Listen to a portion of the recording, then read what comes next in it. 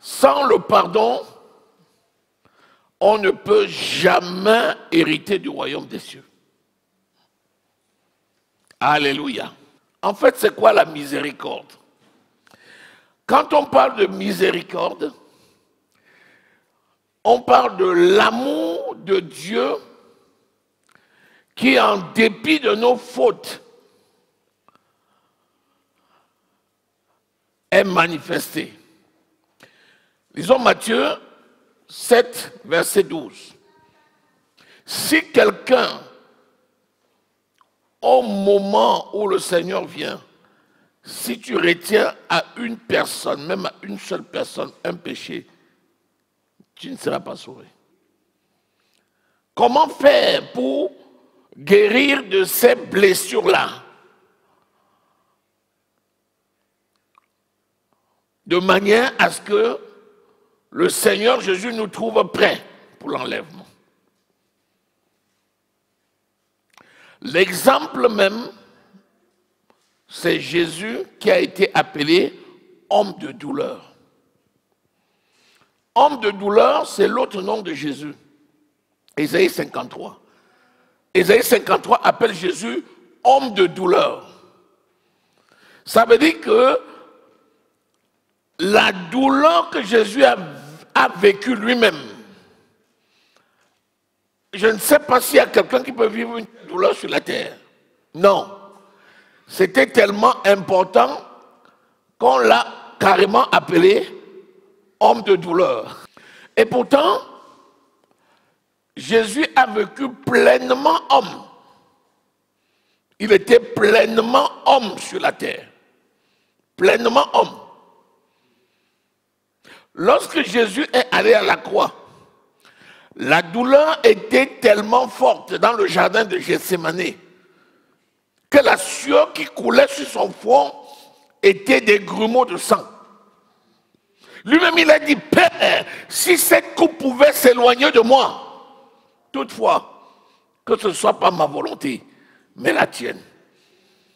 Et quand il est arrivé à la croix, la malédiction du monde s'est abattue sur lui. C'était tellement grave que le Saint-Esprit s'est retiré. Et quand le Saint-Esprit s'est retiré, l'obscurité est tombée sur la ville. En plein jour, il y a eu l'obscurité. Les lions ont tremblé. Le séjour des morts prenait le pas sur Jésus. Et pourtant, avant qu'il n'expire, il dit, Père, pardonne-leur, car ils ne savent pas ce qu'ils font. Montrant ainsi que même si la douleur était forte, Jésus, qui est le premier exemple, nous montre que nous avons la capacité de pardonner. La parole de Dieu nous affirme que large est la voie qui mène en enfer. Beaucoup de gens l'empruntent. Mais étroit, resserré est la voie qui mène au paradis. Peu de gens l'empruntent. Ça veut dire quoi? Ça veut dire qu'il y a un obstacle qui empêche les gens de l'emprunter. Rassure-toi, ce n'est pas le monde. Ce n'est pas les plaisirs du monde. Ce qui empêche, c'est le refus du pardon. Les disciples ont dit à Jésus, combien de fois il faut pardonner? Parce que là, ce que nous-mêmes on voit Jésus, c'est grave. Comment tu peux nous demander tous les jours de pardonner? Quelqu'un te fait le mal le matin, il te fait le mal à midi, il te fait le mal le soir, il te fait le mal à n'importe quel moment. Et Jésus dit pardon. Jusqu'à dire, aimez vos ennemis. Comment je peux pardonner à mon ennemi jusqu'à l'aimer? Faites du bien à ceux qui vous haïssent. Comment je peux arriver d'abord à pardonner et ensuite à faire le bien à celui qui me hait? La Bible dit que celui qui hait son frère est un meurtrier. Comment je peux arriver à aimer un meurtrier?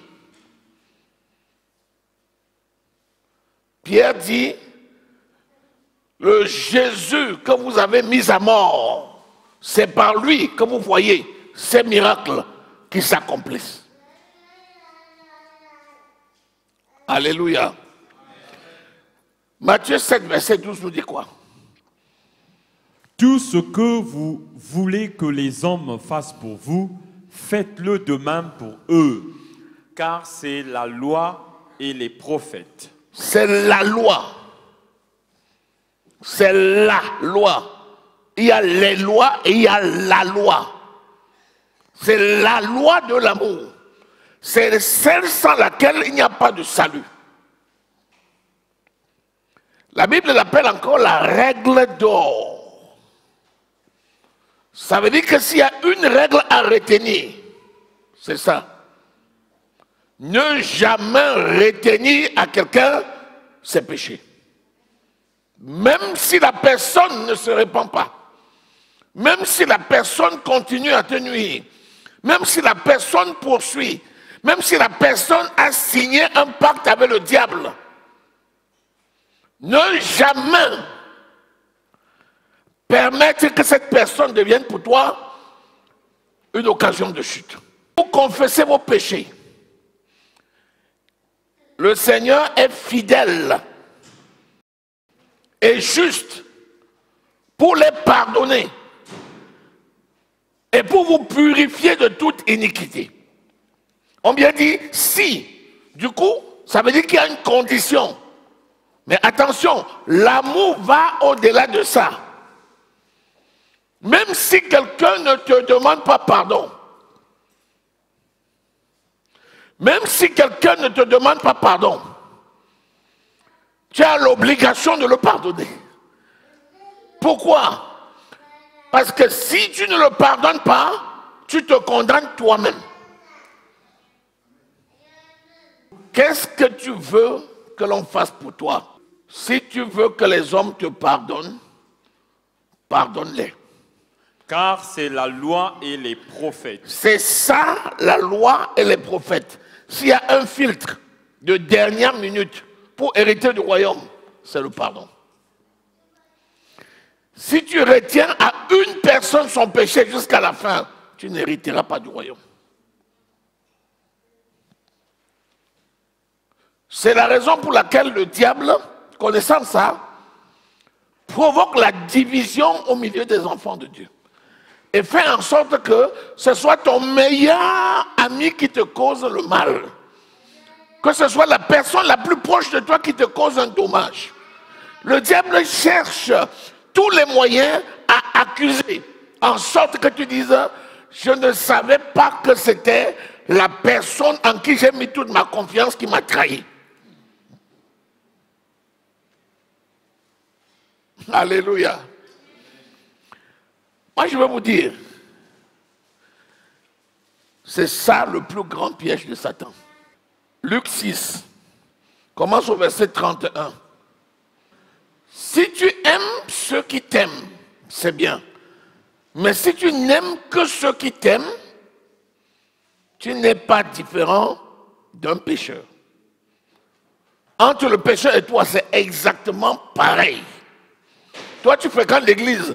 Lui ne fréquente pas l'église. Mais vous deux, la destination, c'est la même. J'aime mon frère parce qu'il m'aime. Tu n'es pas plus bon qu'un pécheur.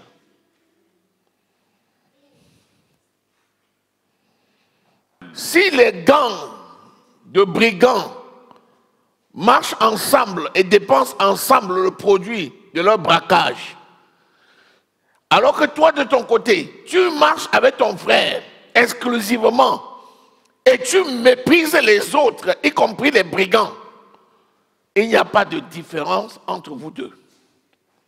La finalité, tous les deux en enfer. Alléluia. Pourquoi le Seigneur a voulu que ce soit comme ça? Je vais te dire pourquoi.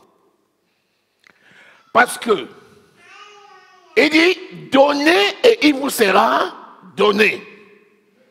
Si tu as eu la grâce de connaître la vérité, ce n'est que toi qui deviendras le chemin pour le salut de celui qui n'a pas encore reçu cette grâce. Lumière du monde, c'est ta lumière qui luit dans les ténèbres pour amener cela à la lumière. Autrement dit, ils ne connaîtront jamais la vérité et ils mourront dans leurs ténèbres. Si toi qui es la lumière, tu commences à éviter ces personnes pour te consacrer qu'à ceux qui font comme toi, comment viendront-ils? Alléluia. Mais quand ton regard se déplacera pour fixer sur le mal qu'il t'a fait, tu seras encore plus vulnérable. Soyez prudents. Soyez prudents. La prudence que tu as vis-à-vis de celui qui te fait du mal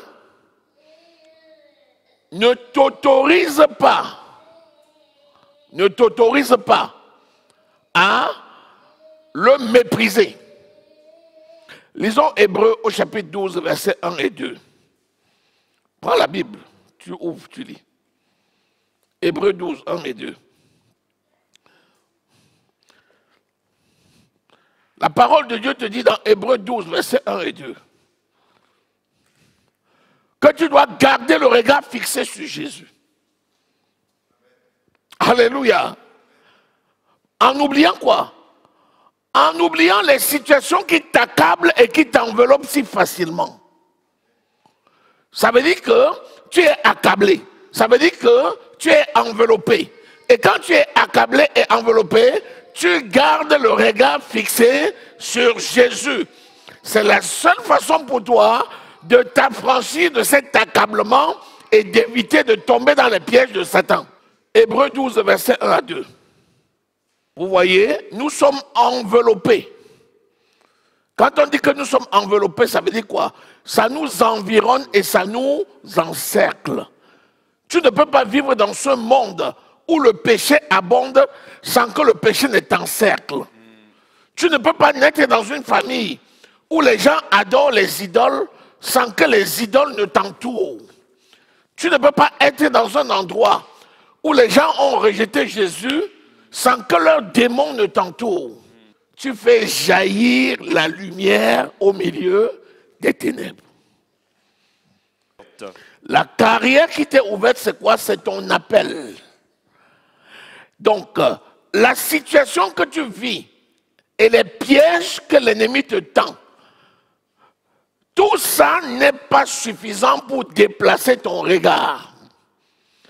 Ton regard va rester fixé sur ton appel. Je suis appelé à quoi? Si tu commences à regarder à gauche et à droite, ça ne va pas. Il dit à Josué, ne te détourne ni à gauche ni à droite. Mais garde les regards fixés sur Jésus, qui est le chef et le consommateur de la foi. Devant une situation, les gens t'accablent, les situations sont difficiles, ta santé est fragile, la maladie vient t'accabler, les blocages se multiplient, les sorciers sont nombreux et ils te défient. Tu as la conscience que tu es enveloppé par une nuée de témoins, des personnes qui disent « Nous allons voir comment tu vas t'en sortir ». La Bible dit que tu dois regarder à ton appel, la carrière dans laquelle tu as été appelé. Et pendant que tu regardes dans l'appel, tes yeux sont fixés sur Jésus. Pourquoi? Parce que lui seul peut donner la foi et la maintenir. Le chef et le consommateur de la foi, c'est celui qui donne la foi et qui la maintient. Seul Jésus peut te sauver. Si tu changes le regard, c'est fini. Et tu as la capacité à maintenir le regard fixé sur lui. Quelqu'un qui naît de nouveau et qui reste en autarcie dans son coin sans rencontrer les défis, mourra bébé.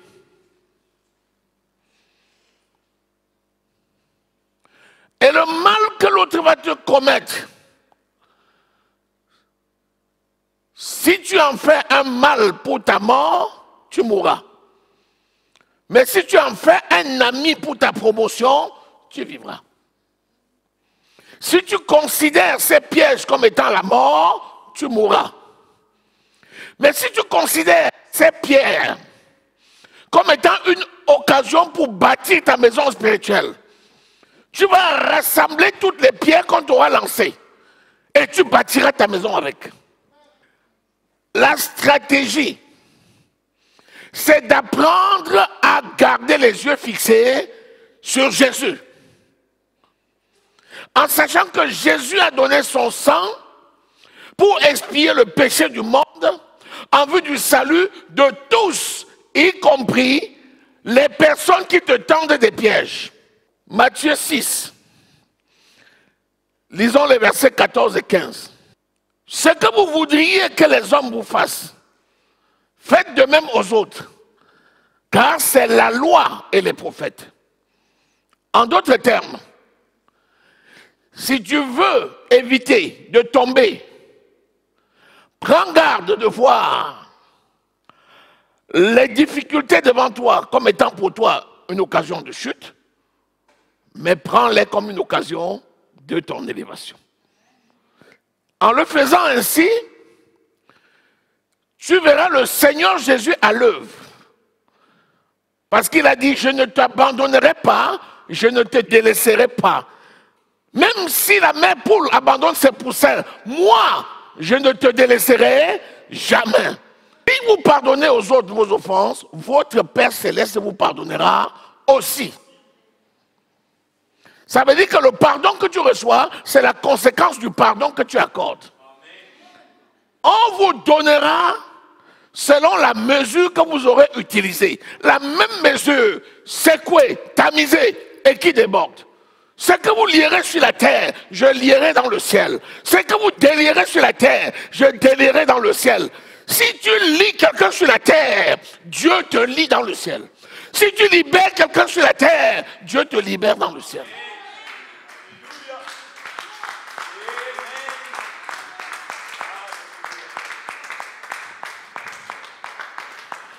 Il dit des sauveurs viendront de Sion. Les sauveurs là c'est qui? C'est les enfants de Dieu. Dieu t'a choisi comme partenaire de la nature divine. Comment tu peux attendre que ce soit quelqu'un d'autre qui fasse connaître son amour, sa gloire et sa puissance? C'est toi qui es son amour, c'est toi qui es sa puissance et c'est toi qui es sa gloire.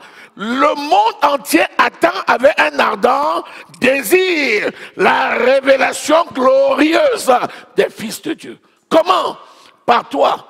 C'est pourquoi les gens comprennent souvent à tort. Si moi je te dis une parole, Dieu va te frapper. Si je te pardonne, Dieu va te pardonner. Écoutez les évangiles. Si tu lis quelqu'un, toi-même tu seras lié. Si tu délies quelqu'un, toi-même tu seras délié. Si tu pardonnes à quelqu'un sa faute, Dieu te pardonne. Mais si tu ne pardonnes pas, Dieu va retenir ta faute. Et l'ennemi là, c'est qui? La plupart du temps, c'est nous-mêmes. Avant qu'aujourd'hui, tu ne te consacres à lui, combien de fois tu l'avais maudit quand tu étais dans le monde? Un chrétien venait vers toi, qu'est-ce que tu disais? Les ponts de gueule là, sorciers, secte. Maintenant, c'est toi qui es assis là. Hey! Quand tu es arrivé dans l'église au départ, on voulait mettre la caméra sur toi.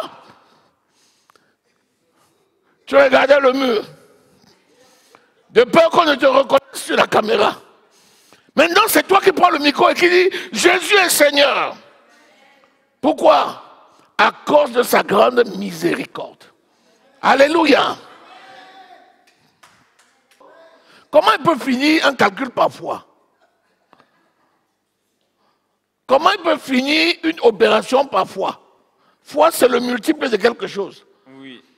Il multiplie 7 par 7 par 7 par 7 par 70. Après, il dit foi. Et il met point, point, point, point, point, point. En d'autres termes, tu es obligé de pardonner.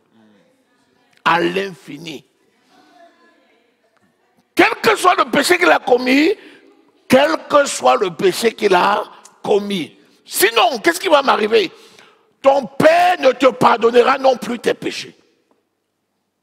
Hey, alléluia. Béni soit le Seigneur. Amen.